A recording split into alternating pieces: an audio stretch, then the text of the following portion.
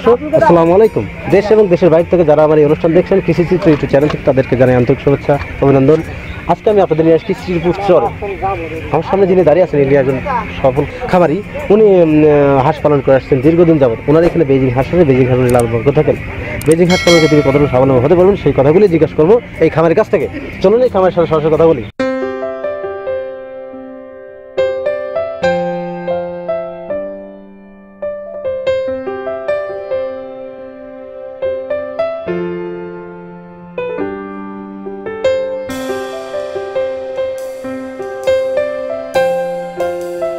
আসসালামু আলাইকুম। ওয়ালাইকুম আসসালাম। জি, আপনার নাম কি ভাই?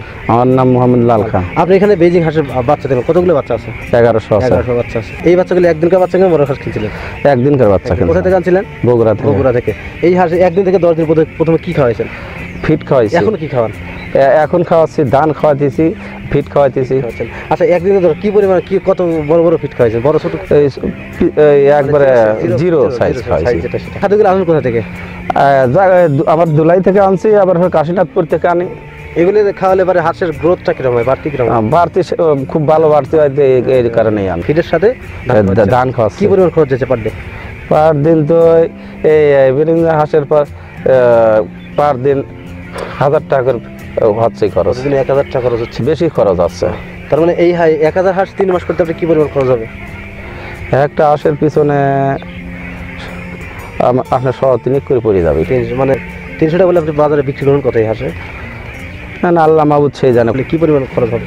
আমি তো বেশির আশায় পুষতেছি। আপনি এই হাঁস যখন আপনি কি পরিমাণ ওজন হবে 3 মাসে? কেজি 3 তো বৃদ্ধি হবে। কোথায় বিক্রি করবেন আপনি এগুলো? ওই পার্টিরা এসে কিনে নিয়ে চলে যাবে। কোথাকার পার্টি আসে? ঢাকার পার্টি আসে। ঢাকার পাশে তাদের কাছে তারা কি বিরক্ত করে না যে নেব না বা এটা ওটা ধরনের ঝামেলা? তা বলবি কেন? দেখিনি তা না। আমি চিনাখরায় একটা খামার আছে, বাবু ভাইয়ের হাঁসের খামার আছে, ওখানে 3200 বেজিং হাঁস আছে। তিনি এই হাঁসগুলো বিক্রি করতে পারতেছেন না। কেন বিক্রি করতে পারছেন না সেটা বুঝতে পারেন। অসুখ আছে, তার কারণে বিক্রি করে পারছেন। হাঁসগুলো অসুখ আছে? জি। আপনার ধারণা কিভাবে যে অসুখ আছে হাঁসগুলো? ওই অসুখ আলাদা ওরা টের পায়, ওই অসুখ আলাদা নিবে চায় না। হাঁসের এ পর্যন্ত কি পরিমাণ ওষুধ খাওয়াইছেন আপনি বা ভিটামিন জাতীয় কি খাওয়াবেন? নানান রকমের ওষুধ খাওয়াচ্ছি, অত কি মনে থাকে। প্রিয় দর্শক, আমার এই ভাই শিক্ষাগত জ্ঞান নাই বললেই চলে, অনেক শিক্ষাগত জ্ঞান নেই। তো তারপরে উনি এই হাঁসগুলো পালন করছে যে ওনার একটা অভিজ্ঞতা থেকে, 3 বছরের একটা অভিজ্ঞতা, সেই অভিজ্ঞতা থেকে।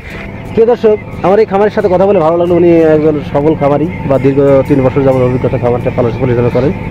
তো আমার এই খামারের সাথে কথা বলে ভালো লাগলো। উনি খামার করে প্রতিষ্ঠিত হোক বা আরও ওনার দেখে আরও কিছু মানুষ হোক।